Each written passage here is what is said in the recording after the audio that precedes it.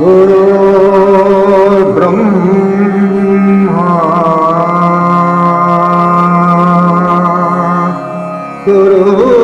गुरुर्विष्णु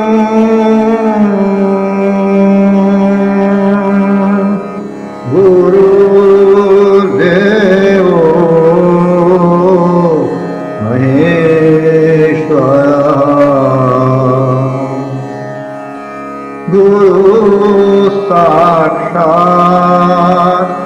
परब्रह्मा गुरु साक्षात् परब्रह्मा तस्मै श्री गुरवे नमः।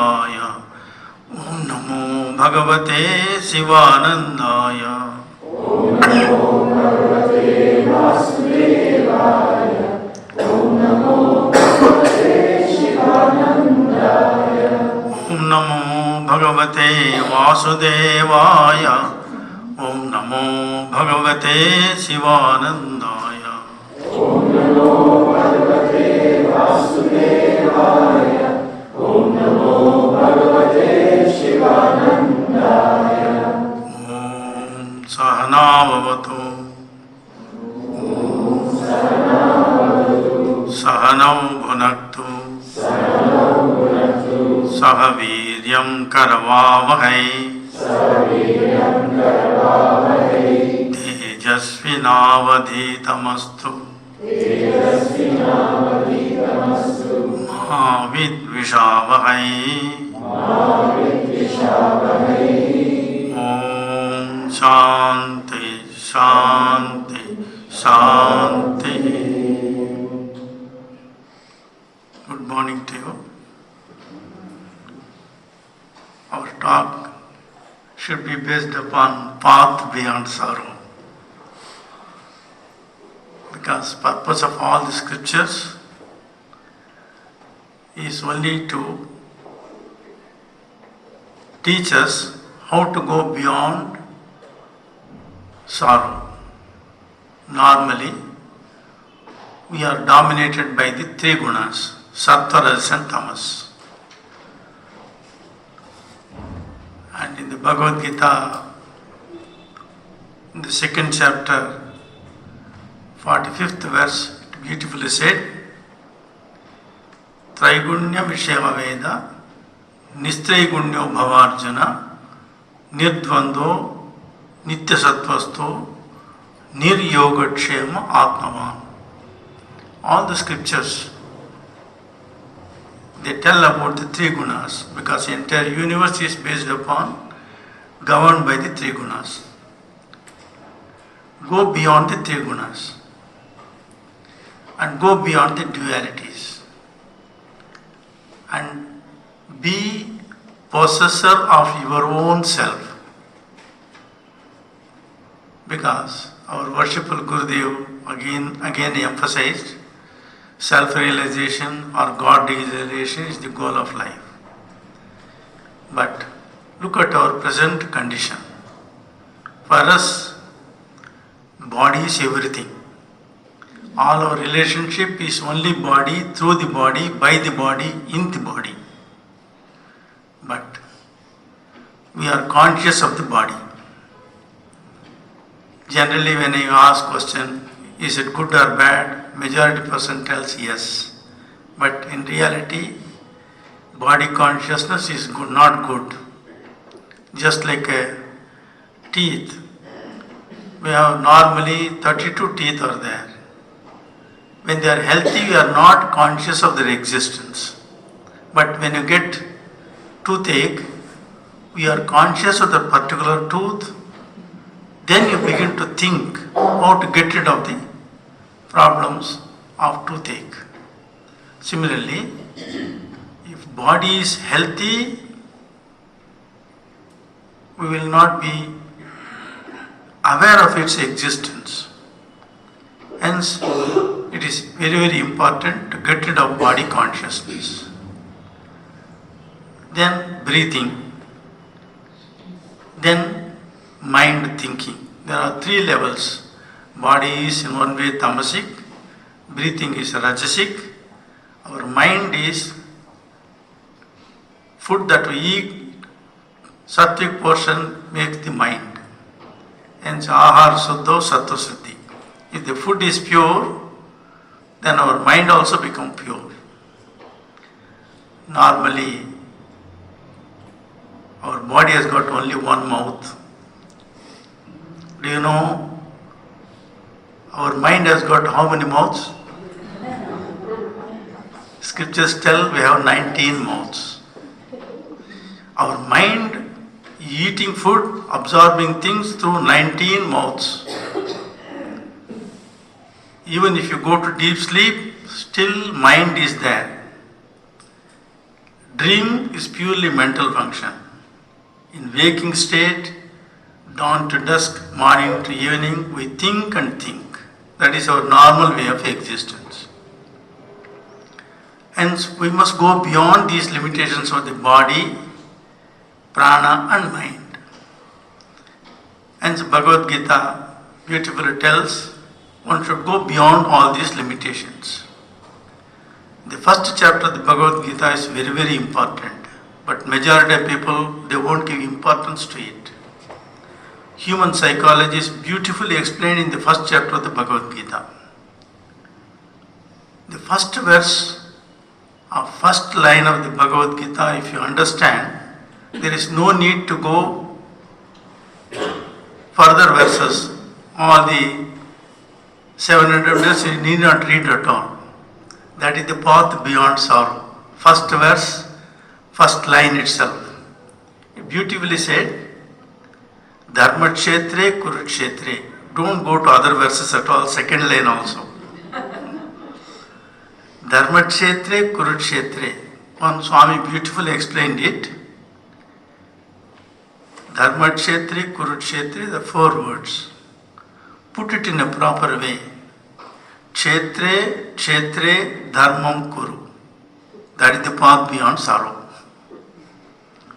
Because we live in different fields. Physical level, vital level, mental level and intellectual level. These are the fields normally human beings exist. All our problems come only in this field. And mind always exists in these 4 levels. To take the mind away from these limitations is the path beyond sorrow. How to do it? It is called yoga. When I tell yoga, many people, Hindi, it is not good. In English, okay, they do yoga. I used to go to the National Academy. There is one in Uttar Pradesh, very Hasya Kavi, Kaka Hatrasi. When I said yoga, yoga, bhoga, dono ek hi hain bolte the. Yoga and bhoga, because normally we live in these 2 levels. For him, he will tell so many jokes, political jokes and other jokes. That hall is capacity only 300 people. On that day when his program is more than 500 people in windows they will sit. Next day morning my class will be there. Entire hall will be empty, more than 50 people who will come. Look at it. Bhoga means many people come, yoga means no one will come. I asked him what is the reason. Being a Hasya Kavi, as a comedian poet, he said, Swami, I feed the senses, hence people are so happy. But you starve the senses, no one will like to come to you. And in path of, if you go beyond the path of sorrow, appears to be we are going to starve the senses, but it is not a real fact. But look at our daily experience. From morning to evening, our body and mind is fully occupied. And if you see, our bodily height will be less, weight will be more. Because of thinking and thinking, all these physical, vital, mental and intellectual levels are full of thinking and tensions. Hence even our vertebral discs also compressed, height become less. And thinking, and we become tired. Hence we want to go to deep sleep. Because deep sleep state is called Sushupti, is a very good answer to our daily problems. In that state what happens? If a person goes to deep sleep, body is completely relaxed.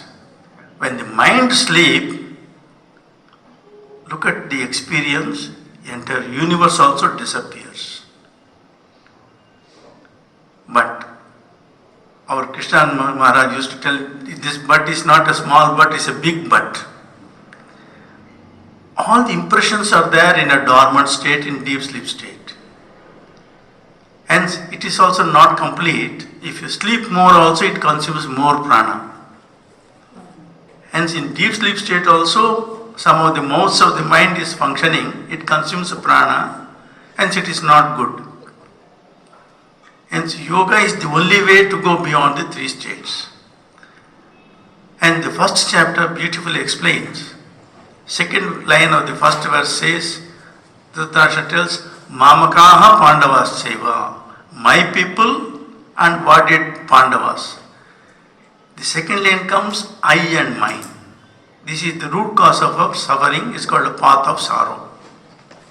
So long I and mine is there, it is the path of sorrow. To go beyond the path of sorrow, the I and mine should not exist. That is the purpose of yoga. And for that there are 5 perceptions. One is called physical perception, then vital perception, mental perception, intellectual perception, and spiritual perception. Lord Krishna, Rama, Buddha, they lived in the spiritual perception, then only sorrows can be put an end. Otherwise not possible. When someone asked Gurudev, have you seen God? I see nothing but God. That is called a spiritual perception. They will not give importance to the body or bodily relationship or bodily accumulations. They won't give importance to that. But look at our own body. Body is there. It is changing. Hence Upanishad scriptures come to beautifully explain that which is changing, that which is visible is not real. That which is unchanging, that which is invisible and all-pervading is called reality. So long our mind and intellect should be convinced about the reality of existence, it is impossible to put an end to sorrow. Hence for that you will have to practice yoga. It's called, look at this, always we feel body, physical perception is real. But we will never inquire. Here Ramana Maharshi beautifully tells, inquire who am I? Even physical level if you inquire, this body appears to be real. But science has come, body is nothing but cells. Every moment, so many cells are dying, so many cells are taking birth. Is it possible to pinpoint this cell belongs to me? Hence, here we are not really the body. Then, what is next? It's called prana. Prana also, there are different levels of existence. That by which we breathe out is called prana. That by which you breathe in is called apana. And when you die, we breathe out. When you take birth, we breathe in. By breathing in, all limitations come. By breathing out, all limitations goes. Hence, we must try to breathe out more than breathing in. Here Acharya Shankara beautifully explains about yoga in Vedantic way. He says,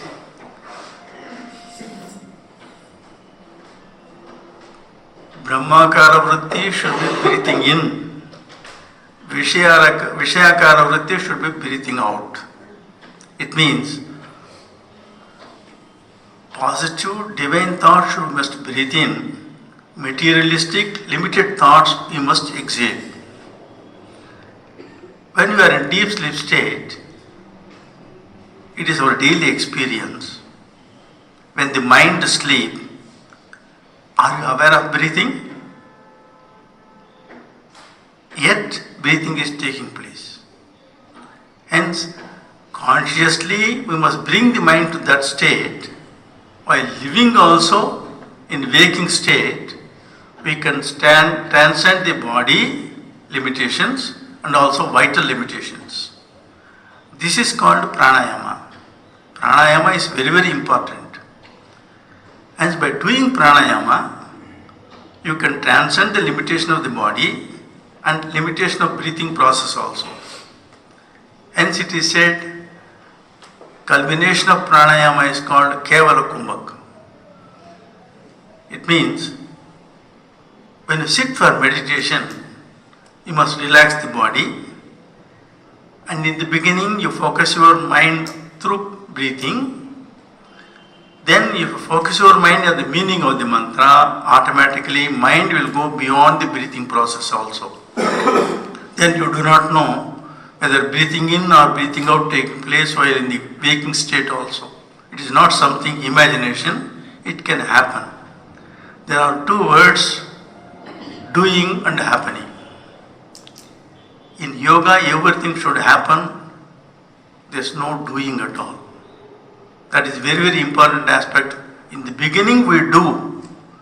After some years it happens. For example, asanas, if you see, there are 3 types of postures, asanas. Sitting posture, standing posture and lying posture. All the asanas are divided into 3 categories. Once you practice the asanas, you know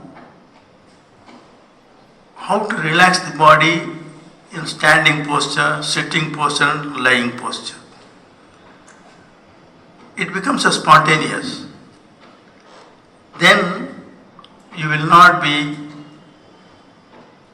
aware of the position of the body.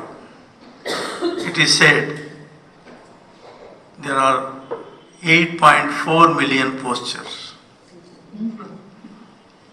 It means every position of the body of all beings is called asana.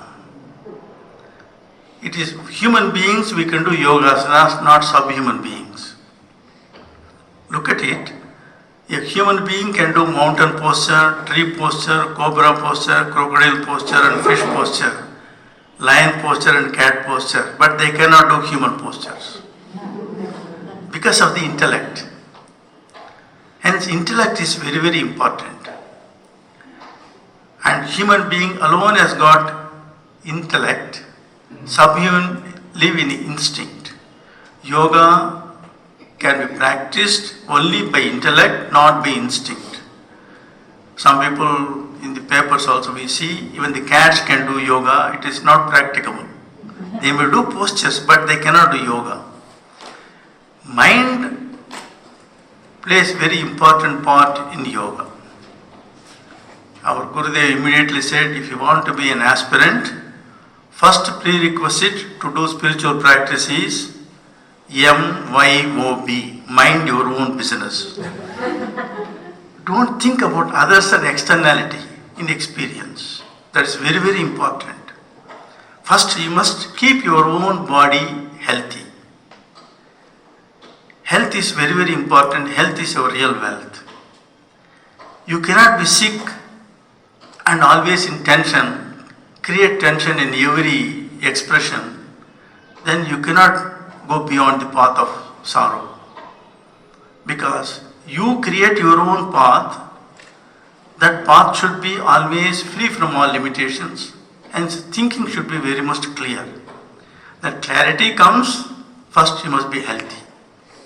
The word health has got so much comprehensive meaning. Physically, vitally, mentally one should be healthy. That's very, very important.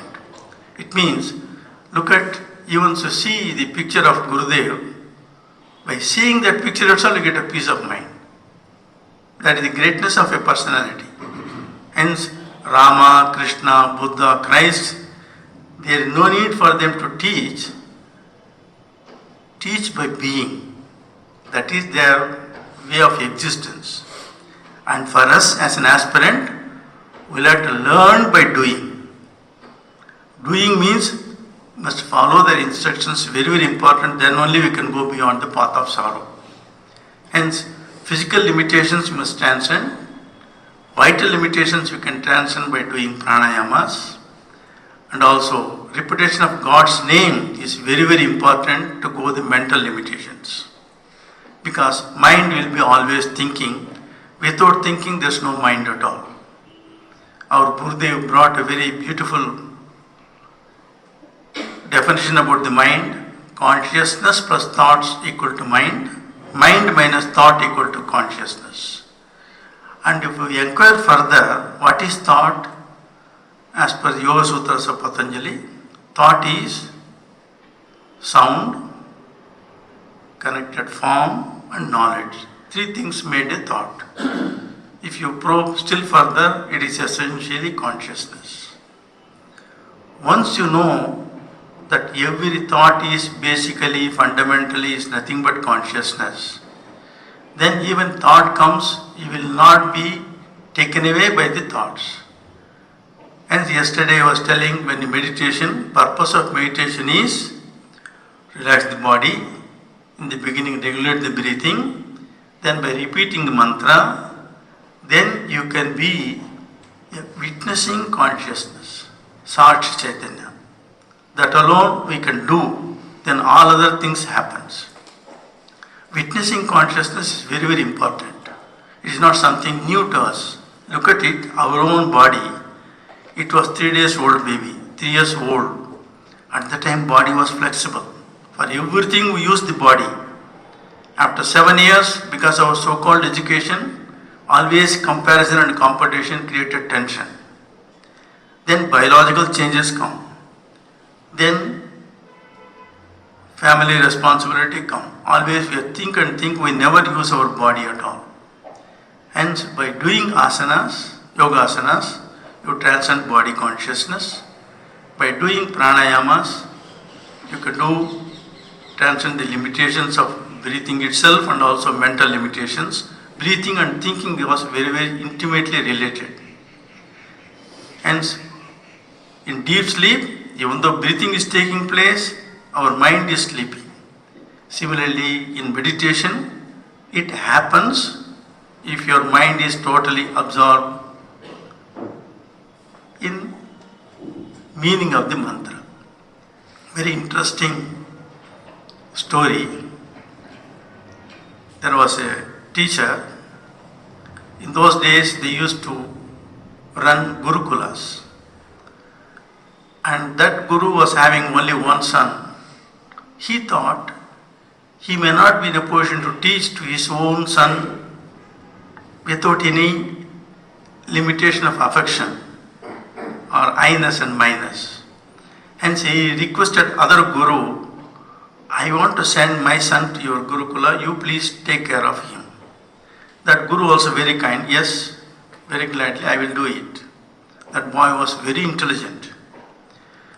At the age of 8 he went, nearly 8 years he spent in Guru's place. He by-hearted all the scriptures. On the last day of convocation, that he was memorizing so much beautifully, everything was explained. He was, whatever question Guru asked, he was explaining very confidently. That Guru also very happy.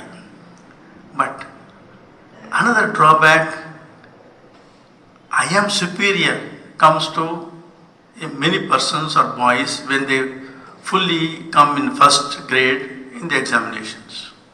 This came to this boy also. The teacher observed him, but he said, okay, this cannot be changed in a day. I-ness and minus will be there. It is said, even a knower of truth, at the time of death, when you want to leave the body, even for him tears will come.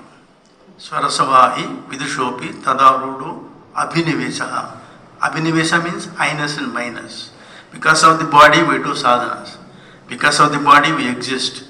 At the time of death, when you want to leave the body, even if you know the essential nature of your existence, at the time slightly abhinivesa means I-ness or minus come, tears will come. But it is only superficial for a knower of truth. For others it is so real. They don't want to die because death is not our essential nature. This boy, when he completed his course, the teacher said, yes, you can go. When he was returning to his place, he never respected the nature. He was plucking the leaves and very arrogantly was walking. When he went near the home, his father looked at him.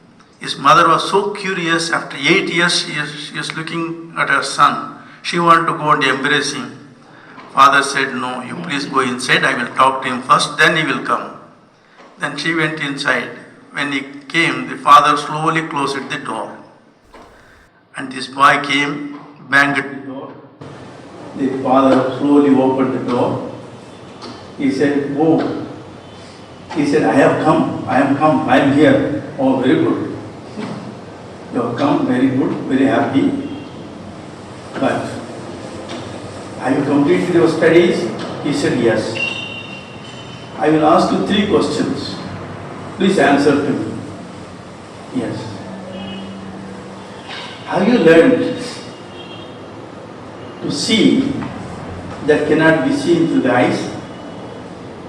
As your teacher taught you the language that cannot be spoken by the tongue,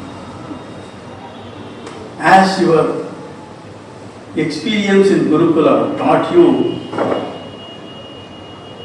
to understand that cannot be grasped by normal puny intellects, he said, you could not answer. He said, means your education is not complete. Go back. With all disappointment, he went back to his guru. He said, yesterday you glorified me. I am the first and best and foremost. I could not answer 3 questions to my father. What is it? My father asked me, have I learned to see that cannot be seen through the eyes? Have I learned the language that cannot be expressed through the tongue? Have I understood that cannot be grasped by normal intellect?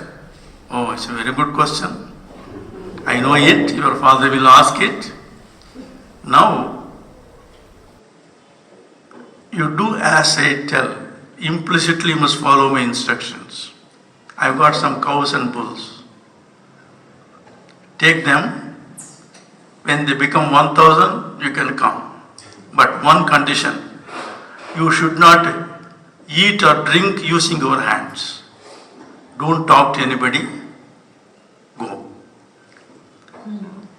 This boy followed the cows and bulls, went to the forest. First 3 days he could not eat, he could not drink. He saw very curiously, with full hunger, physically, vitally, mentally he was hungry. He was looking at the calves. Very happily they are going drinking milk from their mother cows. He was so curiously looking at them. Even the cows also was looking, and they also felt so much pity for him, because animals and trees, they got feelings much better than human beings. When he saw the cows, the calf came nearer to him, he felt so much hunger. Milky foam was there in the mouths of the calves. He began to lick them.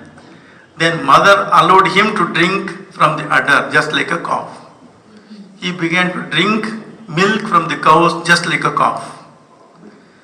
Then he saw birds feeding their own small chicks in the nest. He saw everything. He discovered by his own experience, hunger is common to all beings, which we cannot see through the eyes. Hunger is very, very important aspect. Because of hunger, look at it, everybody is busy, all persons are moving from dawn to dusk. Fish move shore to shore only for a hunger. Human beings run here and there only for appeasing the hunger. Hunger we cannot see. And he understood hunger is the common principle by which all living beings exist. And he began to be one with the subhuman beings. Even the trees, he will go sit under the tree and then fruits will fall. And he used to eat it just like any other animals without using his hands. Then he felt feeling for all beings, including the plants, trees, and subhuman beings and birds. Because love is very, very important aspect. If you lovingly look at a cat or dog, you need not give anything. Immediately they respond to you. Move their tail and then they will come near and sit, jump. If a cat means they jump in your lap. Love is very, very important aspect. Because of that love, we exist. And it's beautifully said, Atmanastu kamaya sarvam prem bhavati. Because of the self, we love each other. That self is such, it is the common element in all beings beyond intellect also. Because that attracts, that power which attracts all beings is called Krishna or Christ. When Christ moved, he need not give anything. Many people began to flock towards him. Hence even the king became so much jealous of him. Hence he said, love the neighbor as their own self. Because love is such a factor, at the time, because of that love, your body also with every cell will express that feelings. That's very, very important aspect of life. You need not give your positive attitude, repeat God's name. Even now, if you go to Gurudev's Kutir Samadhi Mandir, when nobody is there, if you sit and see, that you can feel that love of that personality. Love is such aspect, it is not merely with the body, it's a mental aspect. And repeat God's name, feel that love, automatically it attracts all beings. That power is called Krishna. Akarshayati. That which attracts all beings is called Krishna. Then he began to sit and meditate. He saw so many sun rays, so many sunsets, so many moon rays, moon sets, stars, galaxies. He was always looking. He became just like a one with the nature. Many hours he meditated. Then, when you really meditate, all other levels of needs of the body and prana becomes less and less. Then he became part of the nature. Then cows began to tell, we became 1000, let us go. Then with a radiant face, radiant personality, he began to walk behind the cows. When he came to his Guru saw him. Now you need not answer to me the 3 questions, you already understood it. Now he was standing just like a rock. Now I command you, go back to your house, your father is waiting for you. And then he walked towards his house. Father saw him. When he came last time, he was so arrogant, limited, and expressing all limitations for the body and mind. This time, majestically walking, just like a sun walking on the earth. Hence, our Gurudev used to tell, Krishnanand Maharaj used to tell, person who has got that spiritual blessings, Gurudev's blessing, God's blessings, they are not ordinary human beings. They are divinity moving on earth. Hence, he moved, father saw him, he came and embraced, now I understood, I am waiting for you, your mother also waiting for you, so many students are there. Now you share your experience, the students with others. Hence, only such a person alone can teach, because experiencing that supreme, all-pervading consciousness is possible only through meditation. Hence, Lord Buddha, after meditating alone, he realized what is path beyond sorrow. Because in other levels, physical level, vital level, mental and intellectual levels, limitations will be there. Only in that spiritual level consciousness, there is no limitation at all. Hence, meditation is very, very important.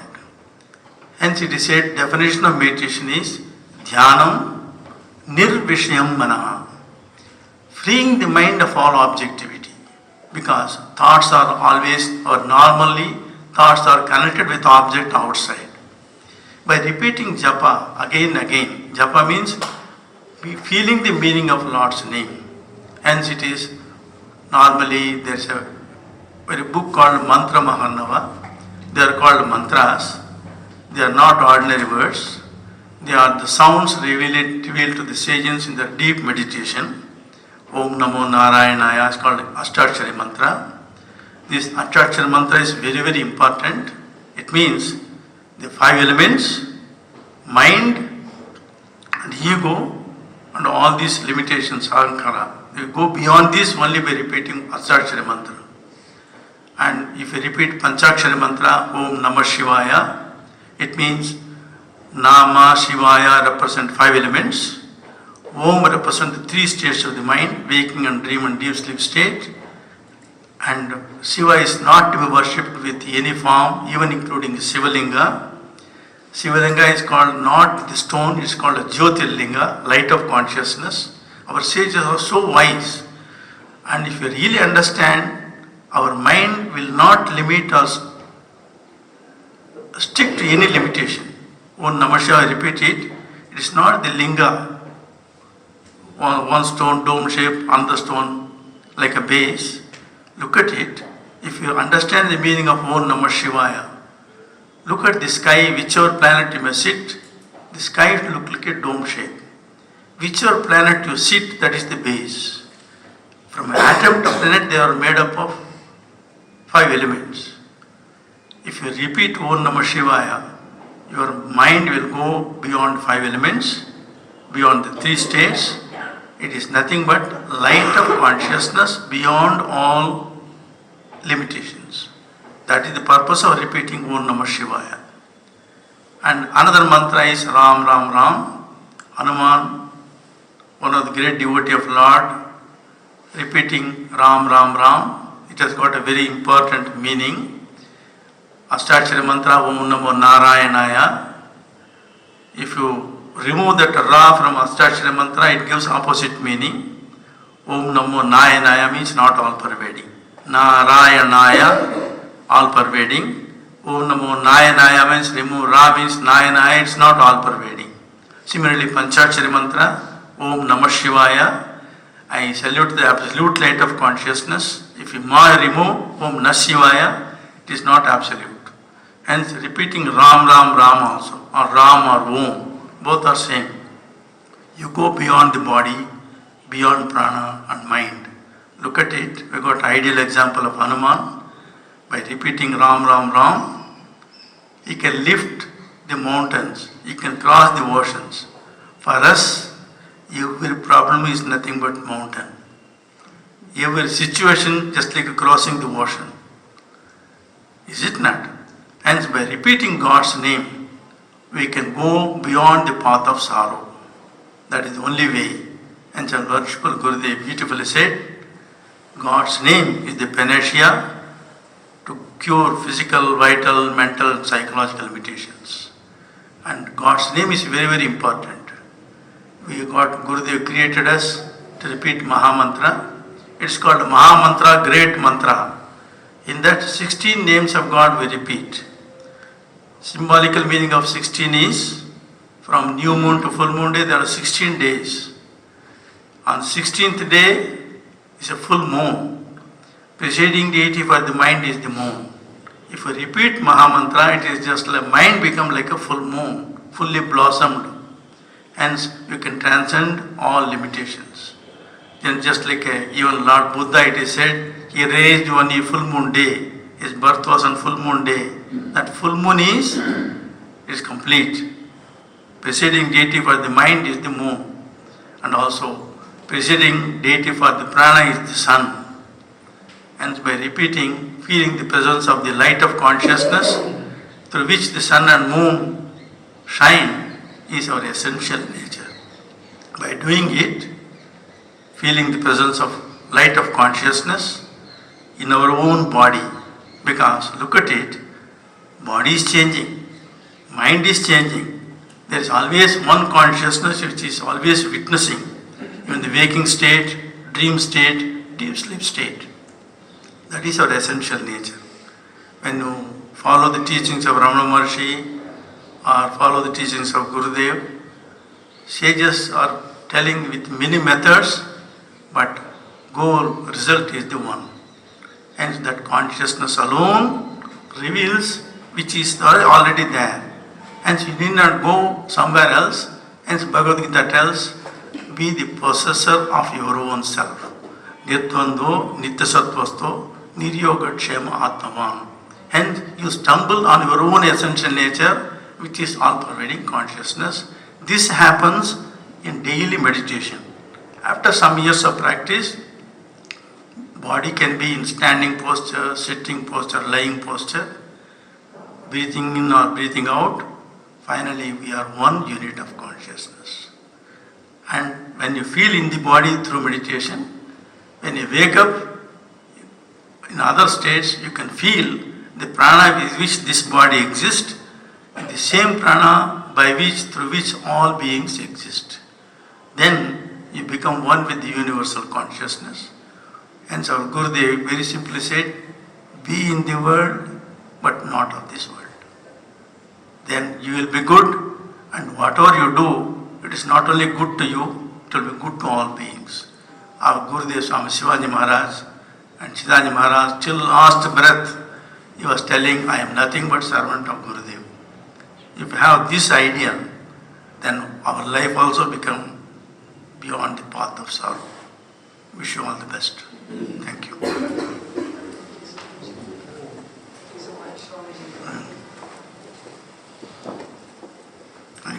Om Purnamada Purnamidam Purnat Purnamudachyate Purnasya Purnamadaya Purnameva Vasishyate Om Shanti Shanti.